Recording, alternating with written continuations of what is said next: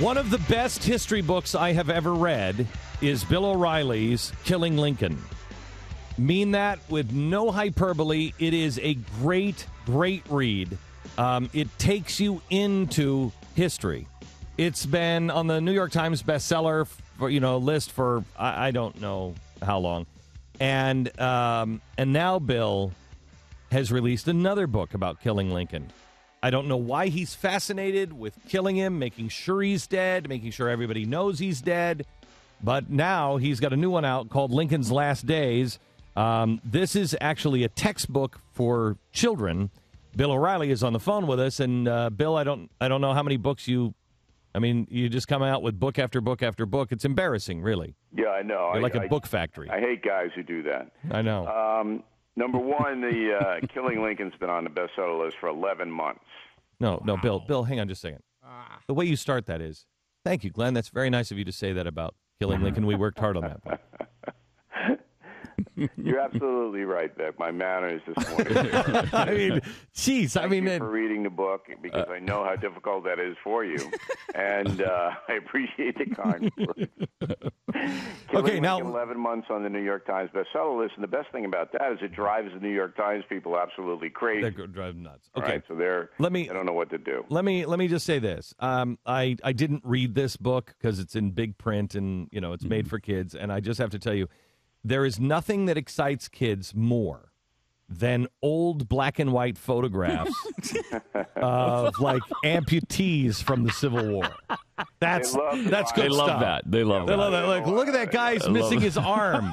And then you turn the page and you're like, no, but look, this is an etching of it. Right. Here's somebody with their legs blown off. What happened is we folded Killing Lincoln into Lincoln's Last Days with a lot of illustrations and pictures, as you pointed out. For grades 5 through 9, I guess that would probably be the best. But younger urchins can read it. And no, my son would read this and like it, and he's 8. Yeah, and I did that because, and this is what you do too. I'm trying to get the younger people interested in their country, somehow. Oh, I know. So hard to do it. Black and white photos are the way to go. Well, it's exciting, you know that. I mean, if they start to read it, they'll get into it, and thousands of school districts across the country are now using it as a teaching tool, and that's why we did it. It's not a venal project. I mean, it's a project to try to get children engaged, and that's what it's very simple. So, where it comes out today, we hope the parents and grandparents will take a look at it. Even the dimmest child, and believe me, I was one of those, so I know exactly what that category is, will at least pick it up and look at it. Because you've almost read this all the way through yourself. I wrote it back. I proofread it 15 times. There is one thing on page 168 that I think is... class, if you'll open up your books to page 168. Thank you. There is a really great picture of the inside of Abraham Lincoln's jacket, the one he was killed in. I think this is one of the coolest facts I've ever seen on any article of clothing on anybody that they've ever worn. Explain what it is. Well, we're basically trying to transport kids back to... We got it. Explain what's in the jacket, for the love of God, Bill. Right, and they have to know what was happening as far as food, attire, and the whole thing. But look... You don't know what's in. You don't know what's even the picture. If you want to take all this stuff out of context, you don't. You don't. Right ahead. No. You don't know what's even in the picture. Let me remind you, because I know how publishing things are. You've gone through this book a billion times, and then you set it away, and 5 months later it comes out. So let me explain. It is the picture of the details of the lining of his jacket. The lining of his jacket that says "One Country, One Destiny." And it's all sewn. The American eagle and everything is sewn, quilted inside of his jacket. And it just shows that even when he was putting on his jacket, he was thinking, how do I unite the country? Did you know, Beck, that every morning Lincoln got up, and you know what the first thing he did was? He didn't go to the head. He didn't have cereal. Do you know what the first thing that Lincoln did when he woke up was? No, I don't. He read the Bible. He grabbed the Bible and read about a page, maybe 2 pages, of something that he had marked out the night before, just to give him that kind of inspiration, that kind of thought in his mind. His first thought, he wanted to be spiritual. Now, Lincoln wasn't a churchgoer. He wasn't a bell ringer trying to convert everybody to Christianity. But as you point out, he was a thinker, and he had mechanisms to generate thought process within himself. One of them was to put the sayings in his clothing. The other was to read the Bible every day. Fascinating guy. He was a fascinating individual. You compare him to the venal politicians we have now. Here's one thing that Bill O'Reilly, I bet, doesn't know. Do you know what he did not do every night? One thing he did not do every night. You just told me what he did do in the morning. You know what he didn't? He didn't watch television. He did not watch the O'Reilly Factor. That's right. Not once. It wasn't invented. He said, I don't like that O'Reilly guy. Amazing. He's writing books about my death. I don't like him. Why is he fascinated? There's a letter, Bill, that I'd love to share with you. If you would have been down here for Restoring Love, I brought a letter out onto the stage, and it is the manifesto from John Wilkes Booth, and it is crazy town central.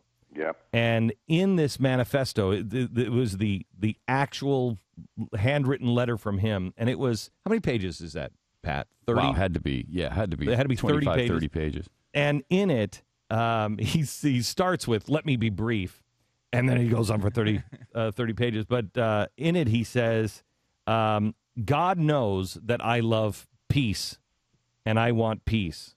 But there comes a time when a man has got to do what a man has to do." Well, John Wilkes Booth, a terrible racist, horrible villain, narcissist, sociopath, all of those things. One of the most famous people in America at the time. He's an actor. But the contrast that we make between Booth and Lincoln as hero and villain, that's something that'll resonate with children, certainly because they look at the world in black and white. Most kids do. And that's, Lincoln's last days, a lot of Booth in there. And some parents and teachers have said, well, do we really want to present evil that starkly to children? And my answer is yes, we do. Because children need to know there is an evil in the world, and there is a challenge to fight it. And Lincoln did. And Booth epitomizes the evil of slavery, epitomizes the evil of totalitarianism. And so, I was uncompromising in portraying Booth in this book because I wanted the kids to know that, look, you're going to be confronted with evil in your life, and you better be prepared for it. There's a difference between presenting evil, like Hollywood right now just presents evil, and they don't give you the good side. Yeah, but they glorify evil. It's right, worse than that. Right, and they glorify it, and you don't get the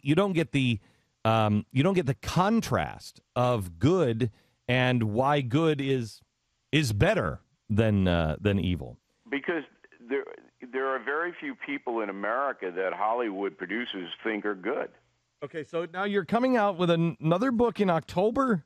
Now, listen, if I send you this book next week, because it's embargoed, none of the press is getting it because the press hates everything I do.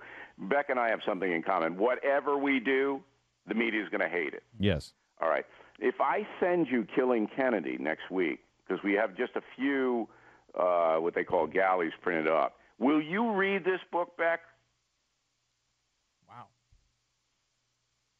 Beck?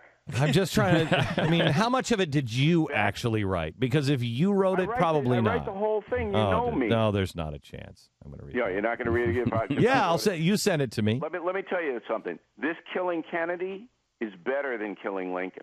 Well, I honestly, I meant what I said. And this book, you won't put it down, Beck. That means you're going to miss a night's sleep if I send it to you. And you want it? You want evil? You want Lee Harvey Oswald? Unbelievable what we found out about him. That's never been published before, ever. When's Killing McKinley coming out? McKinley is probably 2019. Really? Killing Garfield. I can't wait for Killing Garfield. Killing Garfield is, I've been waiting. You won't believe what Bill O'Reilly's found about Killing Garfield. Now, Beck, does it make you feel good to mock me? Yeah, it does. It really does. It does. Then you go right ahead. Yeah, it does. Okay, the name of the book is Lincoln's Last Days by Bill O'Reilly and Dwight John Zimmerman, who right now is going, why is my name so small and Bill O'Reilly's name so big? It's Lincoln's Last Days, and really, the best book that I have read on history is Killing Lincoln. This is the children's version of it, and it's just it's great. It will get your kids into history, and will get your kids into loving the story of history. Send the book to me, Bill. I will send you, Kennedy. You'll have it probably tomorrow. Real quick, let me ask you on politics. Odds that Mitt Romney wins. If an election were held tomorrow, he wins. Wow. He wins. He's ahead in the internal polling everywhere. And when I mean everywhere, he has more electoral votes.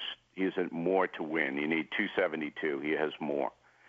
But a lot could happen in the debates and other things. The media is gearing up, and this will be the story of the fall. The media is gearing up for an unbelievable assault on Romney Ryan. Bill, where are you? The New York Times, NBC News. We're talking the big boys. Where are you seeing the electoral information like that? It's internal. Polling is done by both the Romney and the Obama campaigns. It's kept secret. Yeah. It's this type of stuff that Dick Morris did for Clinton. Wow. I mean, that's exciting. It makes sense. It makes sense by the way the Obama administration's moving right now. They're panicked. Well, I'm going to say on Monday when I get back from vacation that they're taking a look at Hillary to replace Biden. You think they still are? Don't. Because they supposedly did that the other day. Don't you dare, after you ridiculed me on that a year ago, don't you dare come out and say that. I didn't say they were going to. I'm saying they're taking a look at it. I think you go back and look at your files, because I think you absolutely ripped me apart for that at one point and said, that's ridiculous. Well, I rip you apart for everything, so I don't even have to look at it. He knows he did. Yeah, I think they're in real trouble, and they know they're in trouble too. Okay, so real quick, Israel. There's a big push now, but this was the same thing people said before Bush left office. Israel's got to act, otherwise it'll be too late. Israel is acting like there's going to be a big push. You remember what happened at the end of the Carter administration. This very scenario happened, and Israel helped Ronald Reagan. Hello? Yes. Bill? Look, I mean, do you think I don't think Israel's going to do anything before the election. I talked to the ambassador the other day off TV. I think that they're working pretty closely with the American CIA right now. And I could be wrong on this. It's a guess. He didn't say it. But I don't think Israel is going to intrude on the U.S. election.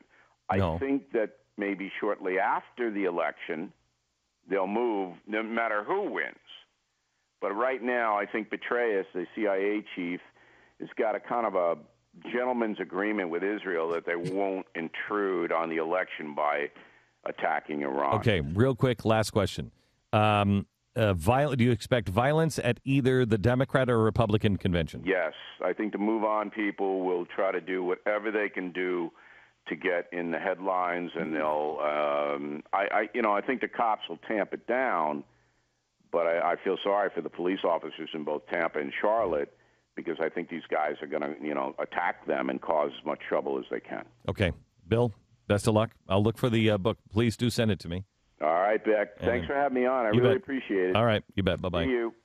Lincoln's Last Days by Bill O'Reilly. He can't do the McKinley book because it's too soon. Our emotions are still just right there on the edge. He's working on Killing Phyllis Diller. right? Really? Oh, that's way too soon. It's way too soon. Yeah, I think so. way. I said to Pat yesterday, I said, Phyllis Diller died. And he said, you could have broken that to me more gently. By the way, how does someone in this day and age come up with a new fact about the Kennedy assassination? If he's publishing If he does have new something, things that's about, great. I mean, that has been one of the. I mean, people have poured over every little moment of Lee Harvey Oswald's life. If he's digging up new stuff on that, that's amazing. That's going to be a huge book again. We're going to have to hear about it for another year.